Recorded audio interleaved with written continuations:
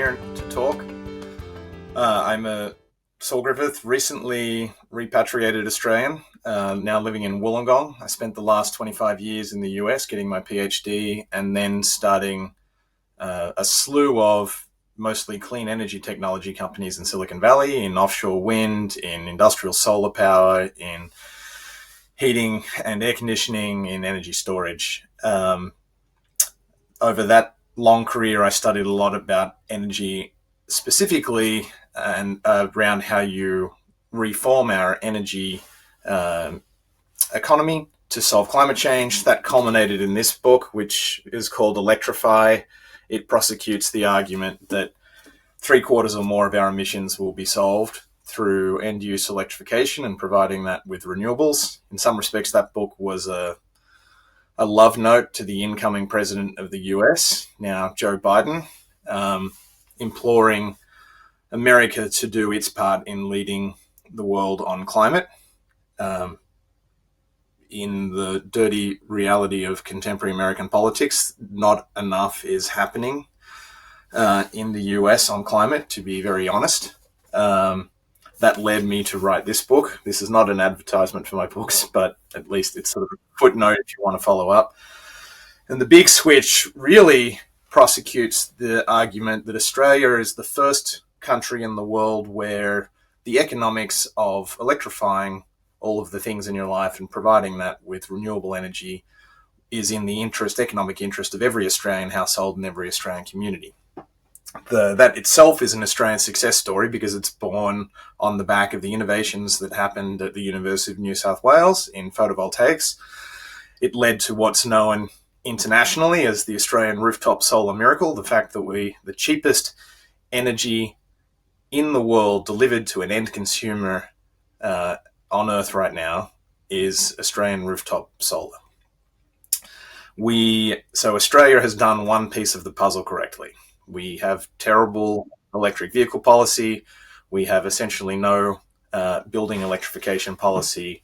So we're lacking on the other two, but we have the opportunity to get there very quickly.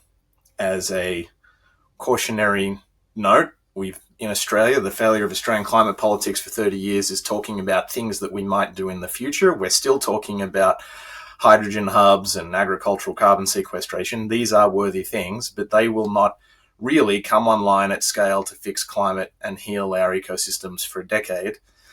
And we know that we've got to get 50+% emissions reductions this decade.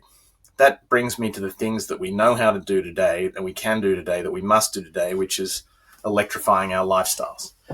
What does that mean for the average Australian? It means electrifying the 1.8 vehicles in our driveways. It means electrifying the kitchen. It means electrifying your water heater. It means electrifying your space heater. It means putting solar on your roof and a battery on the side of your house.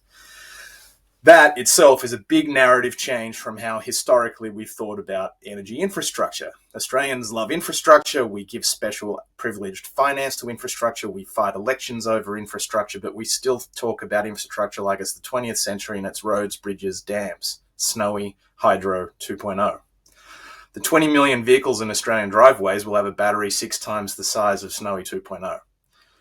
It is time for us to call our suburbs infrastructure because it will be the demand side machines that we need to replace in Australia urgently. And what I mean by urgently is essentially to hit any target under 2 degrees now, your next car and every next car in Australia must be electric. No one can ever buy a natural gas powered appliance again. So it is over the next 20 years, we're going to buy 100 million machines in Australia, these demand side machines. We need to make 100 million correct electric choices, and we need to power it with rooftop solar.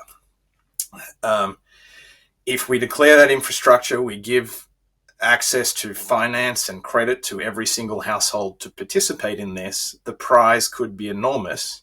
And because Australia is still the luckiest country with the best renewables, a very handy, convenient regulatory environment that works in the interests typically of everyday Australians, if we do this right, every single Australian household will save $4,000 to $5,000 a year on their cost of energy and vehicles and transportation for the household.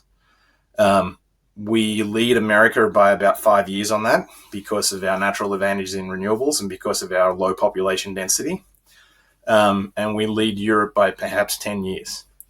Australia, after 30 years of being honestly a climate pariah whose peer nations on the global climate stage have been Russia, Saudi Arabia, Venezuela, namely petrostates, has strangely the opportunity to leap to become first in the world, to get the gold medal in decarbonisation, but it's only going to happen through changing our policy and our mindset, declaring our small businesses and our households infrastructure, electrifying everything on the demand side, empowering it with our profligate Australian renewables. That could be the abundance agenda for Australia. It should be bipartisan. It's a win for everyone of every colour in Australia. Let's get on with it.